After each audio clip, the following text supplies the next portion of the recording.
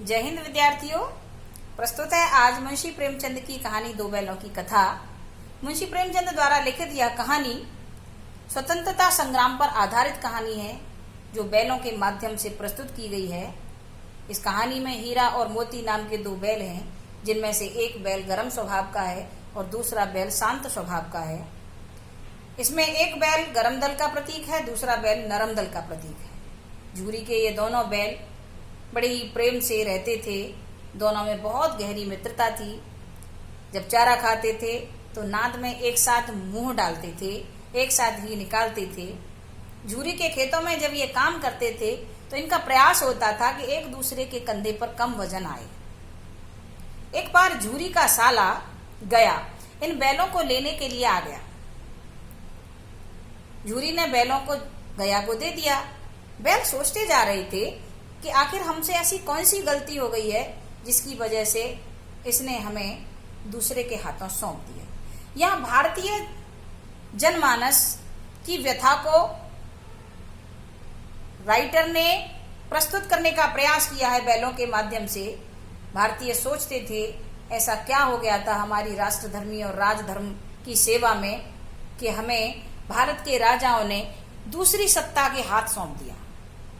गया बैलों को ले जाता है मारते पीटते, बैलों को तंग करते हुए। बैल भी उसे तंग करते जाते हैं। गुस्सा में आकर गया उसको ले जाकर रस्से से बांधकर सूखा भूसा डाल देता है।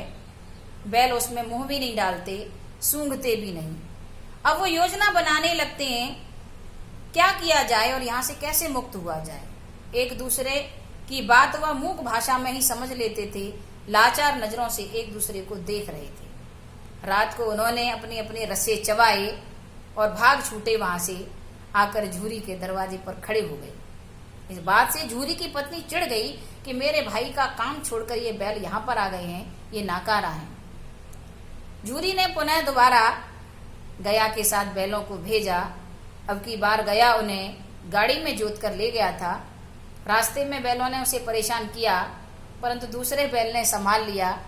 अब की बार गया ने उन्हें मोटे मोटे रस्सों से बांध दिया और डटकर काम लिया। खाने पीने के लिए अच्छा कोई चारा नहीं डाला और भरसक काम लिया। उस पर होते हुए अत्याचार को देखकर गया के घर में रहने वाली एक लड़की, जो गया के साले की लड़की थी, भैरों की लड़की थी, उसको बैलों पर बहुत दया आती थी। उसे लगता था कि जिस तरह मैं अनाथ हूँ, मेरी सौतेली माँ मुझ पर जिस तरह अत्याचार करती है, उसी तरह इन बैलों पर भी अत्याचार होता है। इसी आत्मीय भाव के कारण वो छुपाकर एक एक रोटी बैलों को खिला जाती थी। बैलों से उसका पेट तो न भरता था, परंतु उनकी आत्मा को तृप्ति मिल जाती थी। अब लड़की ने एक दिन बैलों को खोलने का प्रयास किया, उनके रस्से ढीले कर दिए और कहा कि भाग जाओ। लेकिन बैल सोच रहे थे कि भागेंगे तो क्या करें। इसकी जो माँ है वैसे ही इसको मारती है। अगर हम यहाँ से भाग गए, पकड़ी गई तो इसको बहुत मार पड़ने वाली है। लेकिन लड़की ने योजना बनाई कि ऐसे नहीं जाएंगे। उसने चिल्लाना शुरू किया। उसने कहा, अरे ओ दद्दा, अरे ओ दद्दा, देखो तो बैल भागे जाते हैं। यह सुनते ही बैलों ने फर्राटे भरना शुरू कर दिया और मटर के खेत तक जा पहुंचे भागते भागते। गया पीछे भागा लेकिन बैल हाथ नहीं आए। जाके मस्ती से मटर के खेत में खूब चारा खाया, खूब फलियां खाई। उधर से एक सांड आ रहा था। सांड को देखते ही रूह कांपने लगी कि ये तो बड़ा भयंकर है, मार गिराएगा। लेकिन दोनों बैलों ने डटकर मुकाबला किया और सांड को मार गिराया।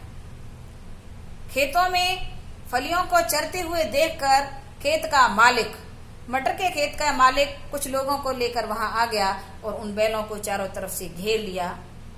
घेर कर उनको पकड़ लिया। पकड़ के उन्हें कांजी हौस में कैद कर दिया। कांजी हौस में पहले से ही बहुत सारे पशु कैद थे, जिनमें गधे भी थे, खच्चरें भी थी, घोड़े भी थे, बकरियां भी थी, भैंस भी थी। उसकी दीवारें थोड़ी कच्ची थीं। अब बैलों ने सोचा कि यहाँ से कैसे मुक्त हुआ जाए। उन्होंने धीरे धीरे उन दीवारों को चाटना शुरू किया, मिट्टी गिराना शुरू की, सींग से खुरचना शुरू किया। थोड़ा सा दम लगाया और दीवार गिर पड़ी। वहां के सारे पशुओं को उन्होंने निकालकर बाहर कर दिया। अब इन बैलों में से एक बैल का रस्सा टूट गया था, दूसरा बैल मुक्त नहीं था।